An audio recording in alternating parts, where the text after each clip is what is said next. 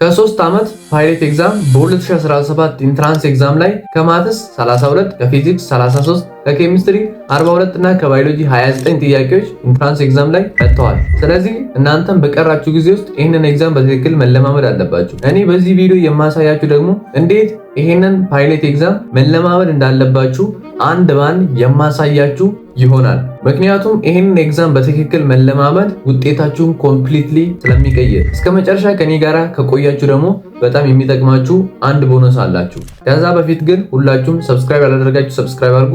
ይህንን ቪዲዮ ላይክ፣ ሼር ማድረግ እንዳትረሱ። ቀጥታ ወደ ቪዲዮ እንግባ። ሁላችሁም የኢንትራንስ ኤግዛም ተፈታኞች በቀራችሁ በአጭርና በዚህ በወሳኝ ጊዜ ፓይለት ኤግዛምን በትክክል መለማመድ አለባችሁ።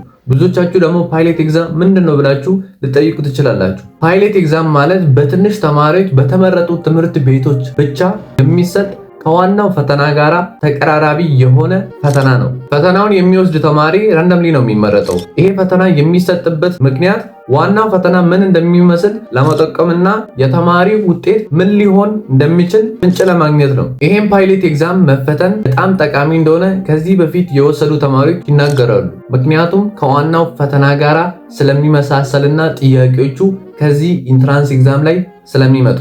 ስለዚህ ፓይለት ኤግዛምን ለመፈተን ለምን አስፈለገ? አንደኛ ከዋናው ፈተና ጋራ ስለሚመሳሰል፣ ምክንያቱም ብዙ ጥያቄዎች ከዚህ የመጡ ስለሆኑ። አሁን ለምሳሌ በ2017 ኢንትራንስ ኤግዛም ላይ ከ3 ዓመታት ፓይለት ኤግዛሞች ማትስ ላይ 32፣ ፊዚክስ ላይ 33፣ ኬሚስትሪ ላይ 42፣ ባዮሎጂ ላይ 29 ጥያቄዎች ከነዚህ መጥተዋል። ስለዚህ በቀራችሁ ጊዜ ይህንን ፓይለት ኤግዛም መፈተን ከዋናው ፈተና ጋራ ስለሚገናኝና ጥያቄው ከዚህም ስለሚመጡ በጣም ይጠቅማችኋል ማለት ነው። ሁለተኛ ላይ ኮንፊደንሳችሁን ቢውልድ ለማድረግ ከዚህ በፊት ሞዴሎችን ምናምን ስትፈተኑ ሞዴል በጣም ከባድ ስለሆነ በቃ ኢንትራንስ ኤግዛም አልሰራም ብላችሁ ተስፋ የቆረጣችሁ ተማሪዎች ድጋሚ ኮንፊደንሳችሁን ቢውልድ የምታደርጉበት ኤግዛም ነው የሚሆነው ማለት ነው። ስለዚህ ይሄንን ፓይለት ኤግዛም መፈተን አለባችሁ ማለት ነው። ለዚህ ደግሞ ዘ ሲክሬት መፍትሄ አለው። የፊታችን ቅዳሜና እሁድ ፓይለት ኤግዛሞችን ከእናንተ ኮንተንት ጋር ብቻ የሚገናኝ አውጥቶ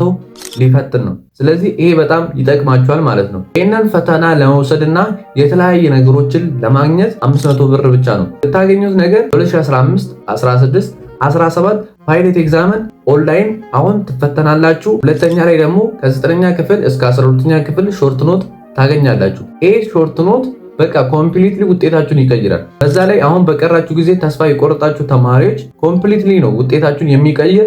ሪቫይዝ ለማድረግም በጣም ቀላል የሆነ ሾርት ኖት ነው። ሶስተኛ ላይ ከ2003 ጀምሮ እስከ 2016 ኢንትራንስ ኤግዛም ከነ ኤክስፕላኔሽናቸው ጋራ ተቀምጧል ማለት ነው። ይህንን ፓኬጅ ጆይን ለማድረግ 500 ብር ብቻ ነው እና ይህንን ፓይለት ኤግዛም መፈተን የምትፈልጉ ተማሪዎች እና ይህንን ፓኬጅ አንድ ላይ ጆይን ማድረግ የምትፈልጉ እዚህ ላይ ባለው ስልክ ቁጥር እነሱን ማናገር ትችላላችሁ። በዚህ ቴሌግራም ኮንታክት ማድረግ ትችላላችሁ ማለት ነው። የመጨረሻው ቦነሳችሁ ደግሞ ቴሌግራም ቻናሌ ላይ ላይቭ እየገባን የእናንተን ጥያቄ እመልሳለሁ። ስለዚህ ቴሌግራም ቻናሌን ጆይን ያላደረጋችሁ ተማሪዎች በጣም ስለሚጠቅማችሁና ያላችሁን ጥያቄ ላይቭ እየገባን በሳምንት አንዴ ስለምናወራ በጣም ይጠቅማችኋል እና ቴሌግራም ቻናሌን ዲስክሪፕሽን ላይ ኮመንትም ላይ ፒን አደርጋለሁ።